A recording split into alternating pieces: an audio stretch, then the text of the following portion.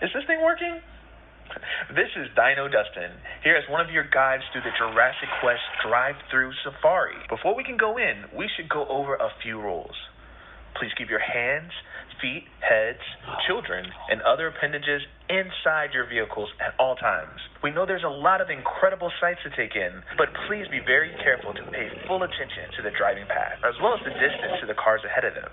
Please observe the 5-mile-per-hour speed limit. The only time you should leave your vehicle is at our designated restroom area. Our dinosaurs may seem scary, but don't worry.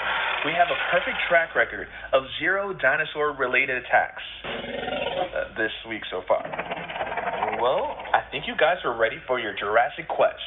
Please pause the audio until you reach the first scene. Hi guys, I'm Prehistoric Nick, a fossil expert here at Jurassic Quest. What you're seeing right now is the Triassic period. The Triassic started about 251 million years ago at the end of another period that we call the Permian. One of the earliest dinosaurs that we know of was Eoraptor. Its name means dawn thief because it lived at the dawn of the age of dinosaurs. Eoraptor made its home in what is now Argentina about 231 million years ago. Beside that is a kind of skinny dinosaur named Coelophysis. Its name means hollow form because it had hollow sacs of air in their joints instead of cartilage. Coelophysis is the oldest known dinosaur from here in North America. And next to that is a big meat-eating dinosaur called Herrerasaurus. Herrerasaurus is the name of one of the largest predatory dinosaurs that lived in the Triassic period. It also lived in Argentina about 231 million years ago. Hey there! Folks, this is Safari Sarah. The Triassic period was the dawn of the age of dinosaurs, but it too had to come to an end.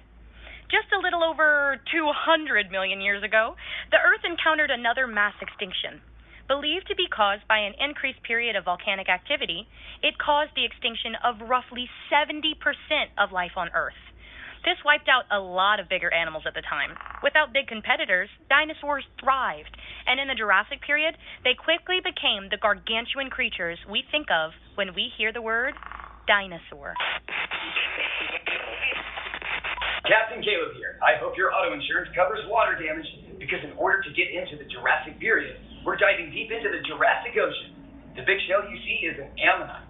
Ammonites are cephalopods. That means they are relatives of the squid, octopus, and nautilus. Their spiral shells protected them from predators. Some shells got to reach sizes of 6 feet across or more. The animal that looks kind of like a small dolphin is Ichthyosaurus. That name means fish lizard. It's an aquatic reptile, not a mammal, so it isn't related to dolphins at all. We can't forget about the small long-necked animals swimming with it. That's a plesiosaurus, another important part of this ecosystem. Wise man once said, there's always a bigger fish. The big critter here is the magical Leopleurodon. Leopleurodon was a member of the pliosaur family, which is a kind of short-necked plesiosaur. It's important to point out that the animals you see here are not dinosaurs, but reptiles that lived in the ocean at the same time as the dinosaurs. Dinosaurs, for the most part, lived on land and had legs that went straight underneath their hips and not splayed out to the sides like lizards or crocodiles. Please pause until you arrive at the next scene. Hello, everyone. This is Park Ranger Marty. Pleased to make your acquaintance. Outside your vehicle is our Dilophosaurus pen. Dilophosaurus was a predator from the very beginning of the Jurassic period, around 200 million years ago. Now, a lot of people have ideas of Dilophosaurus spitting poison or venom or acid, and a lot of pictures and toys will show them with a big frill around their neck. Well, unfortunately, the movies that this idea comes from use what we like to call artistic license, which is just a fancy way of saying that they just plain made it up. We don't know for sure that some dinosaurs didn't spit poison, but we don't have any reason to think that Dilophosaurus did. There's also no evidence that they had a colored ruff. That frill is seen in other creatures when frightened, like a frilled neck lizard or a wild William Shakespeare, but not in Dilophosaurus as far as we know. Who can name the dinosaur here covered in plates? If you said Stegosaurus, you're right. Stegosaurus is a Jurassic plant eater whose back, neck, and tail were covered in bony plates. Stegosaurus had a special weapon. Along its tail, it had a set of spikes called a phagomizer that it would use to defend itself from predators. And the predator it had to worry about most was Allosaurus. T-Rex isn't the only scary meat eater we have here at Jurassic Quest. Allosaurus was one of the larger predators around in the late Jurassic. Allosaurus had long arms for a theropod with big hooked claws. These could help it grip onto its prey, while it used its serrated teeth as its primary weapon. We know it used its arms because scientists have found signs of microscopic stress fractures on the bones of their forearms. Stress fractures happen in bones when a person or animal is using force to move heavy weights with their bodies. They might have used their arms to keep their prey from getting away, or possibly to hold on to a stegosaurus's tail to avoid getting hit. The little guys in the scene are called guanlong. They're an early member of the coelosaur family that lived in what is now China. The coelosaur family was made up of mostly small predators, but as time went by, some coelosaurs eventually became a bit bigger, specifically Tyrannosaurus rex. Prehistoric again. The big, long-necked dinosaur in the scene is Apatosaurus. Apatosaurus is what we call a sauropod, or long-necked dinosaur.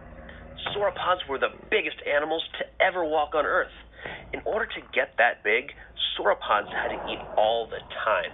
To eat even more, these long-necked giants didn't waste time chewing, but swallowed the leaves from trees whole. But they had a special trick to help them digest their food.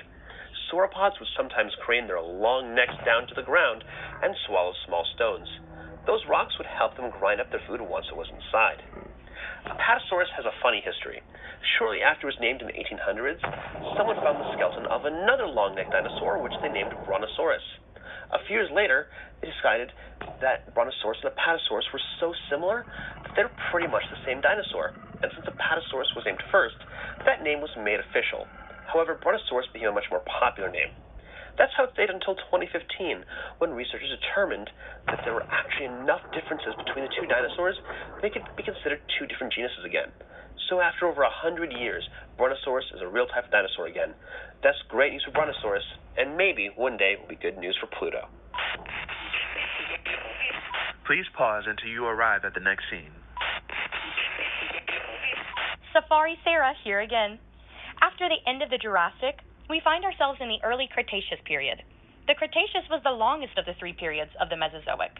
The Cretaceous period saw all kinds of strange new life forms, including weird new plants that we call flowers.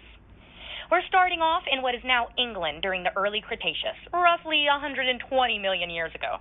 The duck-billed dinosaur you see is what we call an iguanodon, and it's one of the first dinosaurs to be discovered and named. Some of you might have already guessed that iguanodon means iguana tooth. When iguanodon was discovered in England, no one had ever even heard of dinosaurs yet. So when it came time to name this bizarre new animal, the only similarities anyone could think of were that its teeth kind of looked like the teeth of an iguana, only bigger. The very first drawings of iguanodon depicted it as a giant iguana-like creature. The animal it's next to is Baryonyx. Baryonyx was a carnivore, and specifically, it ate fish. We know that it ate fish because when the first baryonyx skeleton was found in England in the 1980s, it had fossilized fish bones and fish scales inside of its belly, along with a few bones from a young iguanodon. Since it lived in what is now England, as one of its last meals was fish, this could be the earliest evidence of anyone in the UK ordering fish and chips. Our quest has now taken us from Europe to the continent of Asia, still in the early Cretaceous.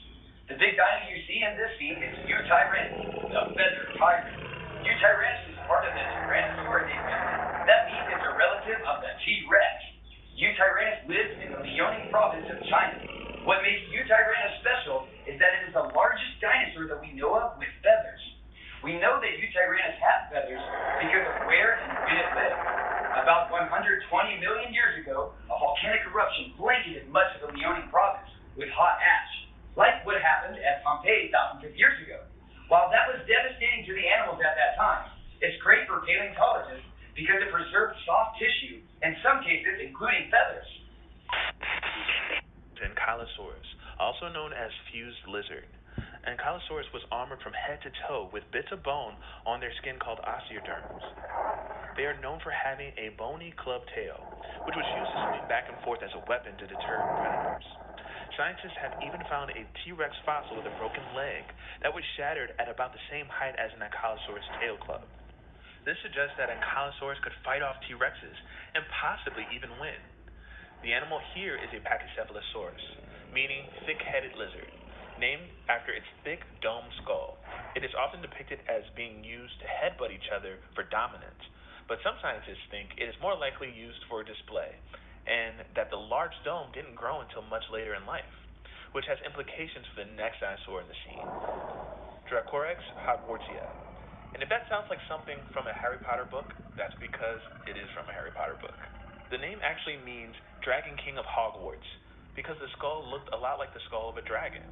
There are some who think that as this dinosaur aged, the shape of its skull changed, and that what we are seeing here is a juvenile Pachycephalosaurus. But we won't know for sure until more fossils are found. I've got great news, everyone. Our brand new head of security, Beth, has managed to locate one of the T-Rexes and lured it back to its cage. That's great news because T-Rex is one of the most popular favorite dinosaurs